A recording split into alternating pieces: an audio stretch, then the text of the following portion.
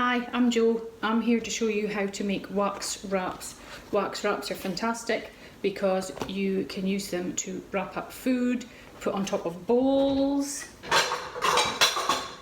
like so. You just use the heat of your hand to seal them down.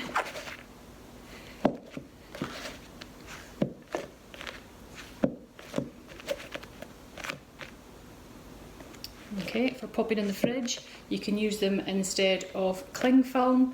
You can make little pouches out of them, like this. You get a square, fold it diagonally,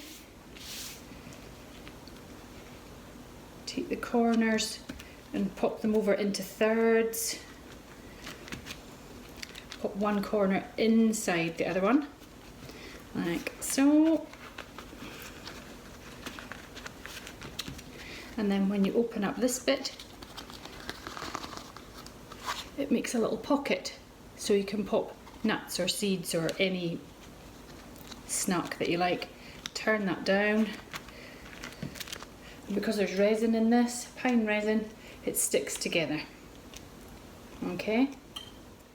In your kit, you're going to get 3 pieces of fabric. So this one's an 8x8. It's good for wrapping up small pieces of cheese or little snacks.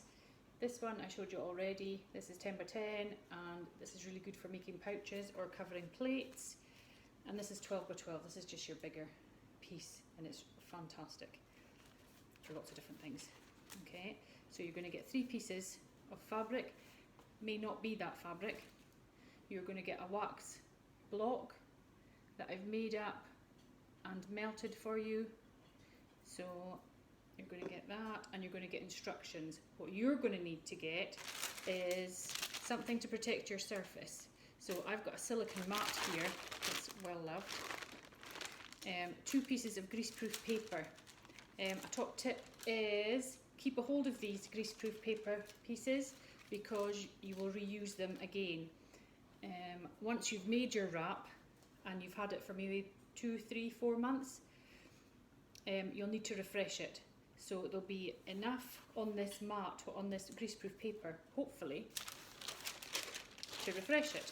So you just pop it down, use an iron, and go over it for maybe 1 or 2 minutes until it's all melted, and then you peel this back.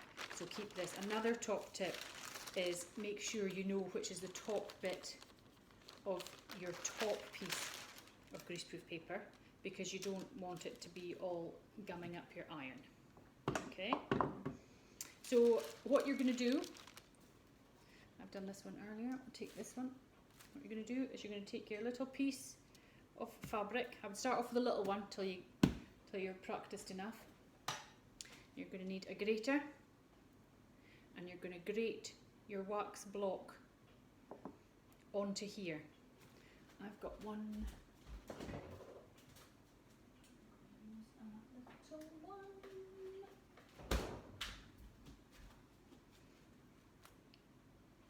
I've got a tiny block as a wee refresher. So all you're going to do is you're going to grate this onto your fabric. And take your time and be careful.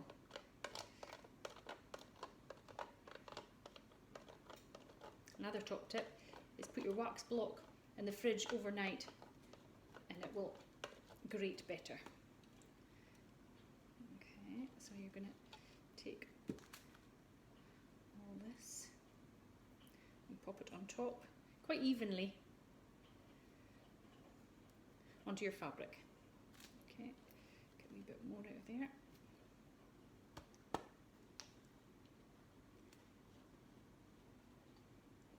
Should I put my iron on? No, let's put the iron on to heat up. While that's heating up, you can just spread the wax out enough.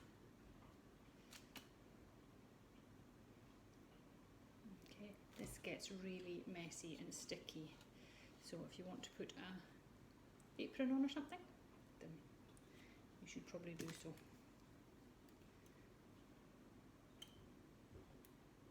Okay, that's probably enough for that little block.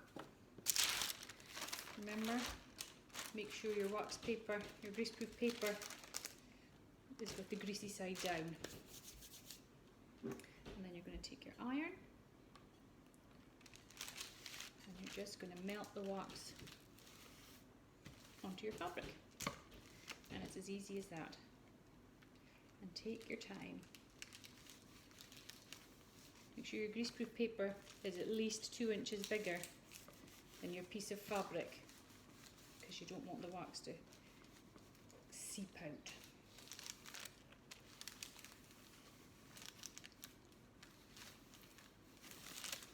Okay, and this shouldn't take long. The other method you can use is you can just pop your wax block right into the middle of your fabric and just use your iron on top and melt it down, but this is much quicker.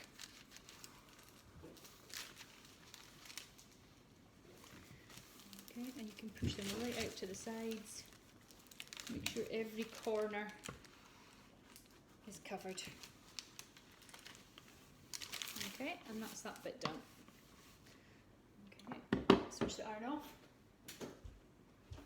And then what you want to do is peel back your top layer. And you can see there's still lots of wax here that you can use again another time.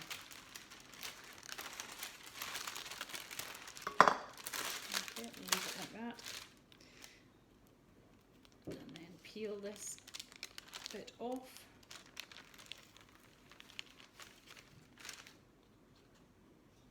And then all you have to do is waft. If you waft it for a couple of seconds, about a minute, it will cool down. And that's your wax wrap.